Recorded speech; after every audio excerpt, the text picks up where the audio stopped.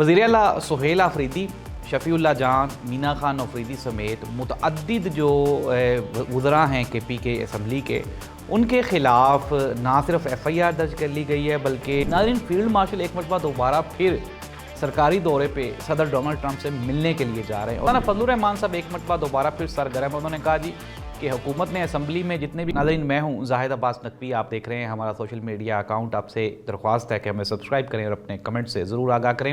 वज़ीर आला सुहेल आफरीदी, शफ़ीउल्लाह जान, मीना खान आफरीदी समेत मुतअद्दिद जो वज़रा हैं KP के असम्बली के, उनके ख़िलाफ़ ना सिर्फ FIR दर्ज कर ली गई है बल्कि वफाकी हुकूमत की जानिब से उनको इश्तिहारी भी करार दे दिया गया है।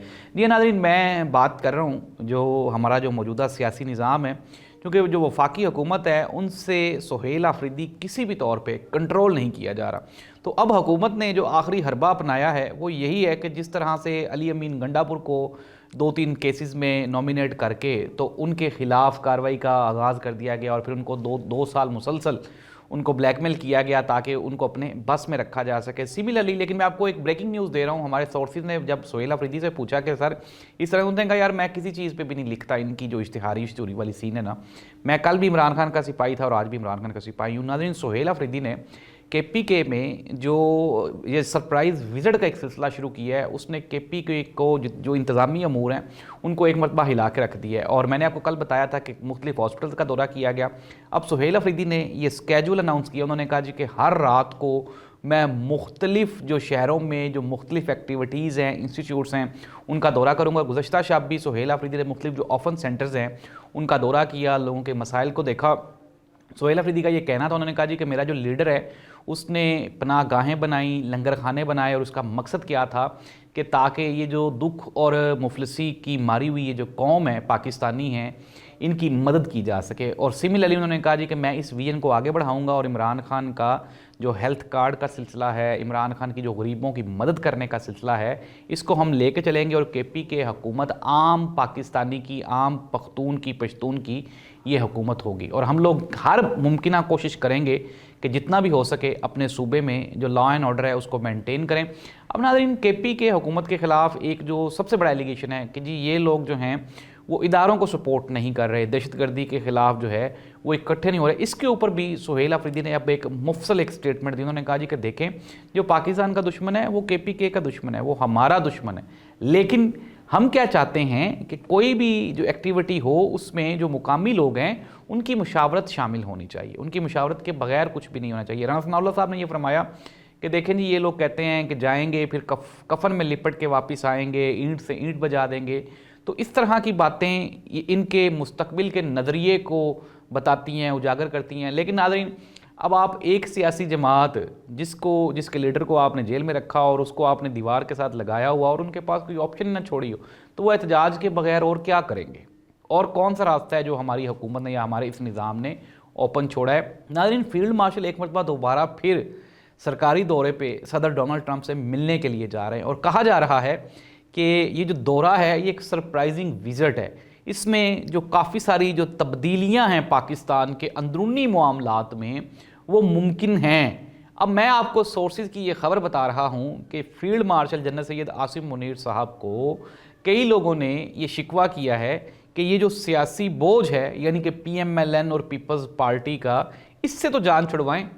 हम क्या कर रहे हैं कि शोहदा कुर्बानियाँ दे रहे हैं, जवान बॉर्डर्स पे लड़ रहे हैं, हम जंगें जीत रहे हैं, और ये जो हमारे वुज़रा हैं ये कोई ना कोई ऐसी बोंगी मारते हैं, कोई इस तरह की हरकत करते हैं जिससे जो फ़ौज की परफॉर्मेंस है उस पर भी सारा का सारा पर्दा पड़ जाता है। और नाज़रीन, मुस्लिम लीग नून की जो पॉलिसी है वो शदीद एंटी इदारा है।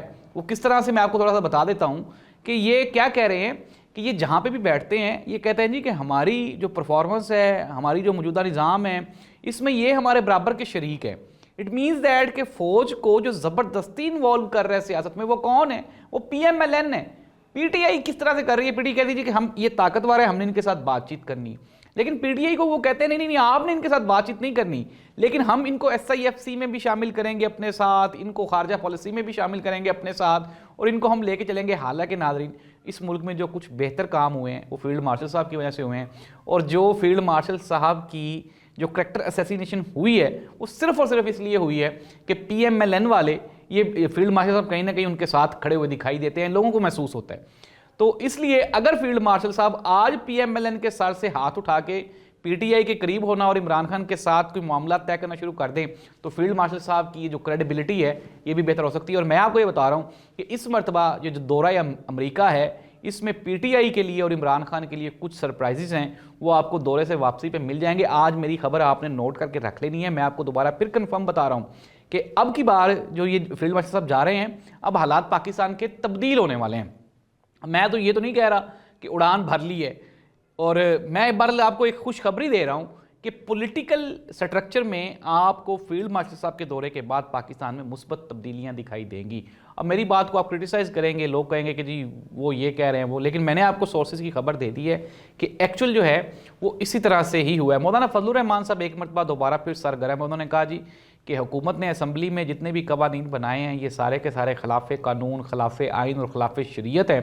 تو میں جو میرے طلبہ ہیں مدارس کے ان سب کو میں وارننگ دے رہا ہوں, ان کو انتباہ کر رہا ہوں کہ وہ اپنی تیاری کریں, اور تیاری کر کے ہم بہت جلد سرپرائز دیں گے. ناظرین, مولانا فضل الرحمان صاحب کو انگیج کرنے کے لیے جو PMLN کی پالیسیز ہیں وہ بری طرح فلاپ ہو گئی ہیں. ایک تو KPK میں مولانا صاحب کے ساتھ جو پرومسز کیے گئے ان کو پورا نہیں کیا گیا, پھر جو قومی اسمبلی میں مولانا صاحب کے ساتھ پرومسز کیے گئے ان کو بھی پورا نہیں کیا گیا. اب مولانا فضل الرحمان صاحب جو ہیں وہ ایک جو فرنٹ فٹ پہ آ کے نا اب وہ ڈرائیو کرنا چاہتے ہیں, چھکا مارنا چاہتے ہیں.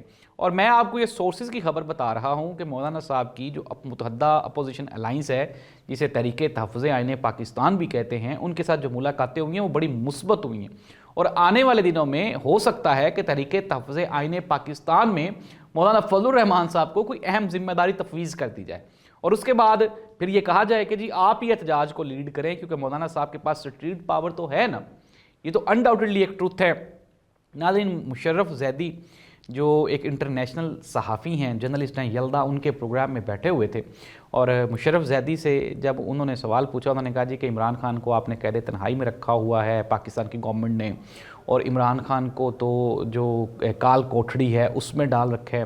تو مشرف زیدی صاحب نے رپلائی کیا جی کہ قیدیوں کے ساتھ تو اسی طرح سے سلوک ہوتا ہے. تو ناظرین, قیدی وہ بھی تھے جو کہ 50 روپے کے اسٹامپ پہ جو کہ سزا یافتہ تھے, اور پھر وہ لندن چلے گئے اپنے پلیٹلیٹس کی کمی کی وجہ سے, اور پھر انٹل انلیس جب تک کہ ان کی حکومت قائم نہیں ہو گئی وہ وہاں پہ مراد حاصل کرتے رہے. ساتھ ہی ساتھ جو مشرف زیدی ہیں انہوں نے خواجہ آصف صاحب کو 70-72 کا کہتے ہوئے جب وہ یلدا نے ان سے کوسچن پوچھا کہ انہوں نے میری جھوٹی ویڈیوز لگائی ہیں, تو اس کے جواب میں مشرف زیدی نے کہا کہ چونکہ ہمارے جو وزیر دفاع صاحب ہیں وہ ایک بزرگ سیاستدان ہیں تو شاید وہ بھول جاتے ہیں چیزوں کو انڈرسٹینڈنگ کا. اٹ مینز دیٹ کہ مشرف زیدی نے وہاں پہ یہ اقرار کیا کہ خواجہ آصف صاحب اس قابل نہیں ہیں کہ وہ پاکستان کے وزیر دفاع رہ سکیں. اس میں ایک فیکٹر جو ہے وہ عمر کا بھی ہے اور دوسرا ان کی کریڈیبلٹی کا بھی ہے. اٹ مینز دیٹ ناظرین, وہ جو کہا جا رہا تھا کہ خواجہ آصف صاحب, رانا ثناء اللہ صاحب, مجھے تو ایک سمجھ نہیں آتی کہ اگر عمران خان نے ایک صوبے میں ایک یوتھ کی ایک پارلیمان بنائی ہے, نئے لوگوں کو موقع دیا ہے, تو پنجاب میں اس طرح کیوں نہیں ہو سکتا, وفاق میں اس طرح کیوں نہیں ہو سکتا, نون لیگ اس طرح کیوں نہیں کر سکتی.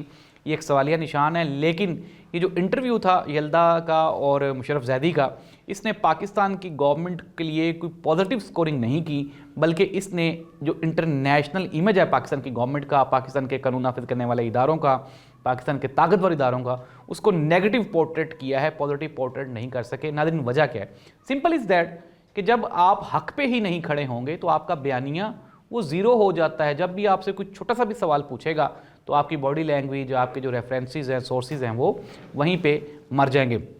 ناظرین, ایک اور سوال یہ نشان کہ کیا اب عمران خان کو اسٹیبلشمنٹ کے ساتھ بات چیت یا صلح کر لینی چاہیے یا نہیں کرنی چاہیے؟ اس کا جواب آپ نے مجھے نیچے کمنٹ پہ جا کے دینا ہے.